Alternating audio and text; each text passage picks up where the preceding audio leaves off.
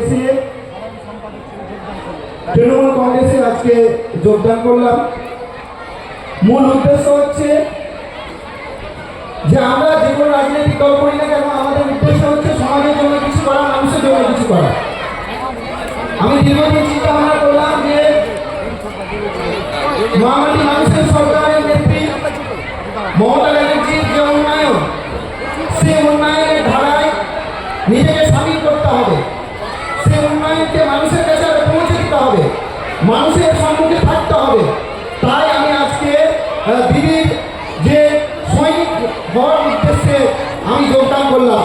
তার সঙ্গে সঙ্গে আমি দেখেছি যে আজকে যে বিজেপি সারা দেশে একটা সাম্প্রদায়িক রং লাগানোর চেষ্টা চালাচ্ছে, দেশকে বিভাজন করার চেষ্টা করছে, তার একমাত্র বিরোধী শক্তি তৈরি হয় মমতা ব্যানার্জি এবং অভিষেক ব্যানার্জি। তাই আমি মনে করি যে মমতা ব্যানার্জি এবং অভিষেক ব্যানার্জির নেতৃত্বে যে বিজেপি কে ভারত থেকে তাড়ানোর যে অঙ্গীকার নিয়েছে, সেই অঙ্গীকারে সামিল হওয়া, সেই সামিল হওয়ার জন্য আজকে আমি তৃণমূল কংগ্রেসে যোগদান করেছি।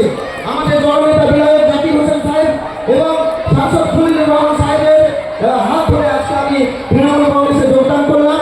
আগামী দিনে আমি নেতৃত্বের অনুগত হয়ে, নেতৃত্ব আমাদের যা বলবে আমি সেই অনুযায়ী চলার চেষ্টা করব। আমি নেতৃত্বের সঙ্গে সেভাবে চলবো, এই আশা রেখে আমি আমার সংক্ষিপ্ত শেষ করছি। সকলকে ধন্যবাদ।